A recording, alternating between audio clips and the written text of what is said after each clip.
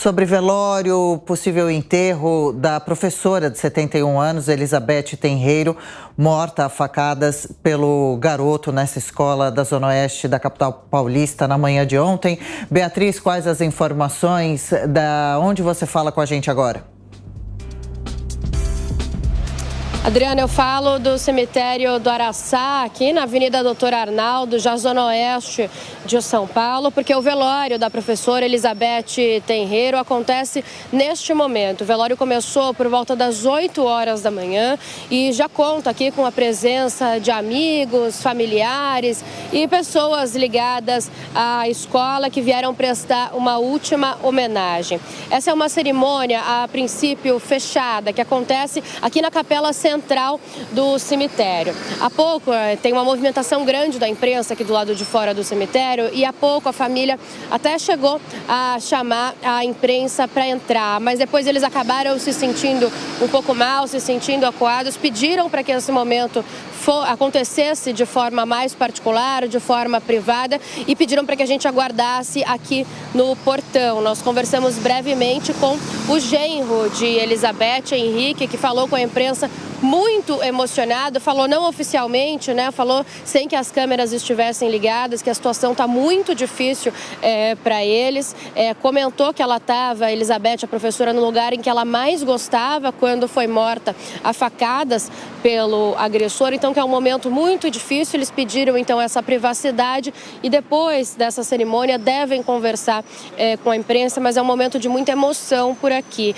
Já chegaram, pelas minhas contas, 2 carros cobertos de coroas de flores, com homenagens escritas para Elizabeth, né, falando sobre o ensino, algo que ela prezava muito, falando sobre a atividade de ser professora. Então, esse velório ele já começou desde as 8 horas da manhã e para o meio-dia está marcado o sepultamento também aqui no cemitério do Araçá. Inclusive, o genro de Elizabeth fez até uma correção, disse que ela tinha acabado de completar 70 anos agora em fevereiro e que era uma mulher muito ativa, que gostava muito de se movimentar e de aproveitar a vida. Lembrando, então, que o agressor de 13 anos, ele matou, então, Elizabeth Tenreiro, de 70 anos, e acabou ferindo outras 4 pessoas. 3 professoras, né? Uma delas ainda está internada no Hospital das Clínicas, porque teve ferimentos mais graves, passou ali por alguns procedimentos ontem, segunda-feira,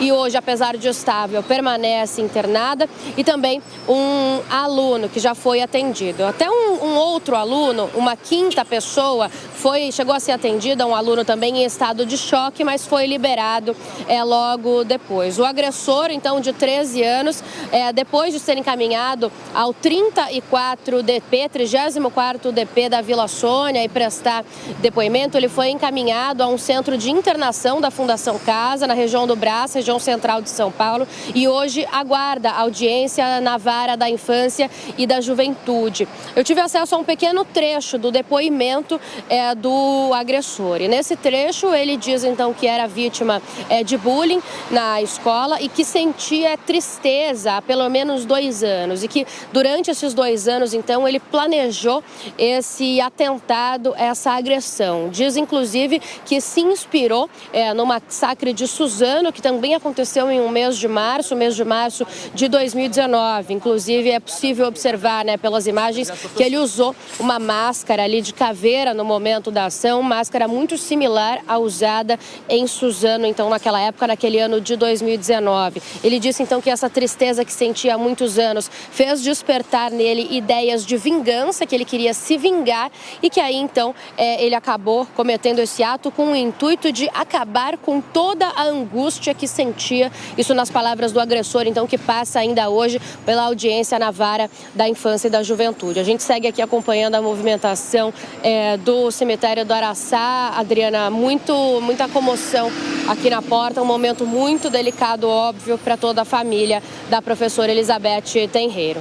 Sem dúvida. A Beatriz Manfredini continua no cemitério, daqui a pouco volta com outras informações.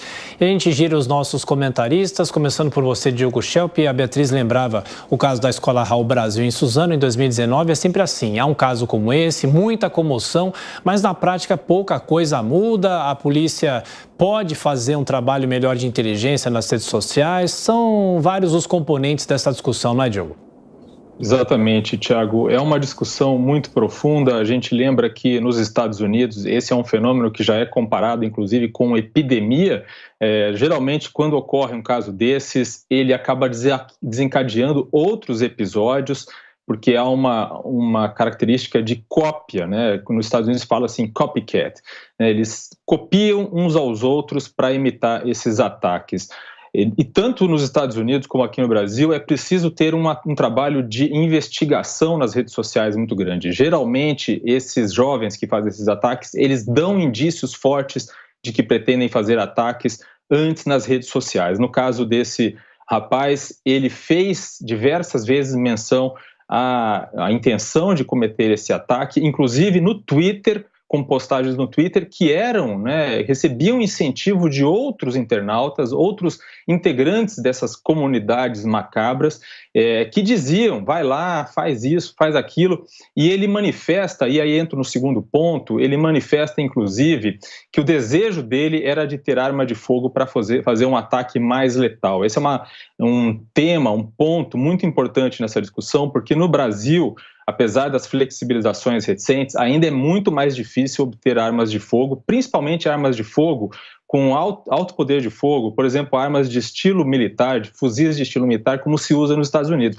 Nos Estados Unidos, em alguns estados, é possível comprar esse tipo de arma pela internet, e lá os ataques muitas vezes são cometidos com essas armas. Isso aumenta a letalidade, obviamente que não impede, né, como a gente viu, com facas, outros objetos letais, é possível fazer um ataque desse tipo, mas ele se torna muito mais letal quando se tem armas de fogo. A gente pode lembrar que o ataque de Realengo em 2011, numa escola, também foi mais letal, foi feito com revólver, né?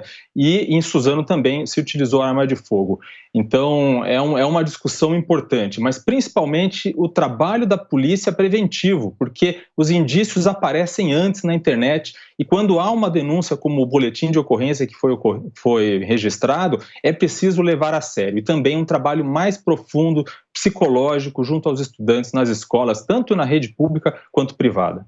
Capês, o que é preciso ressaltar nesse caso? A gente acompanhou aí um pouco das imagens do ataque, elas são impressionantes, muito chocantes mesmo, principalmente como pode um rapaz tão jovem, apenas 13 anos, ter tanta tristeza, como ele mesmo diz, tanta raiva e planos violentos dentro de si, né? Como aprender para que também casos assim não cresçam no nosso país, tendo em vista a quantidade dos que acontecem, por exemplo, nos Estados Unidos, Capês?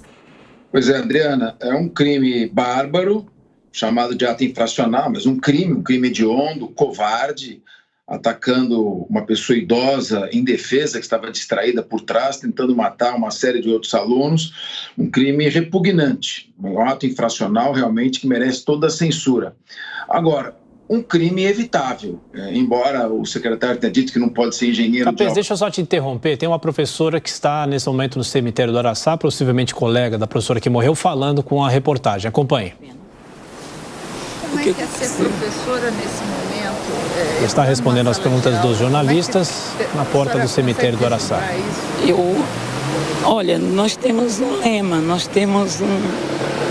acreditamos na educação. Eu acho que, acima de tudo, nós precisamos acreditar na educação. Eu creio que temos problemas, temos uma sociedade doente, mas nós temos que acreditar que vai haver mudança.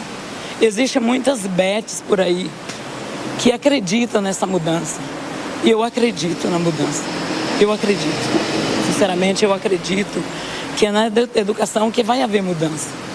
Infelizmente, aconteceu isso, mas nesse momento que nós estamos, o que eu peço é proteção para o professor, porque a Beth acreditava nessa mudança e eu acredito também, mas nós precisamos dessa proteção, sabe? Porque valorizar o professor também é protegê-lo. Nós precisamos dessa segurança.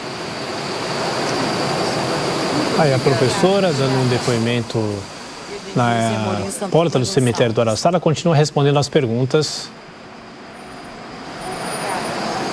Bastante emocionada, e enquanto ela falava também alguns jovens passavam por trás dela com flores, né, rosas brancas nas mãos. Capês, você ia fazendo seu comentário sobre o assunto. Triste, muito emocionante, mas um crime evitável, né? É necessário. Esses crimes não ocorrem de uma hora para outra. Os criminosos mandam sinais. E o menor vinha enviando sinais, seja pela internet, seja pelo seu comportamento, há algum tempo.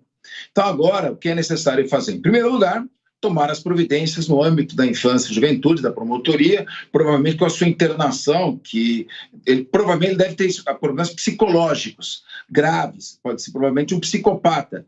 Psicopata é um criminoso amoral, então ele pode voltar a cometer esse crime muitas outras vezes. A legislação permite que ele fique internado até 21 anos, depois ele tem que ser solto, e parece alguém de alta periculosidade. Então é preciso, primeiro, uma providência nesse âmbito. Segundo lugar, investigar aqueles que induziram a prática do crime.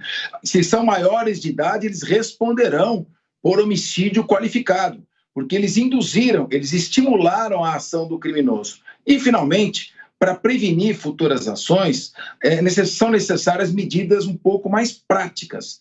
Se nós tivéssemos um detector de metais, vamos lembrar que o orçamento da educação supera 60 bilhões de reais por ano.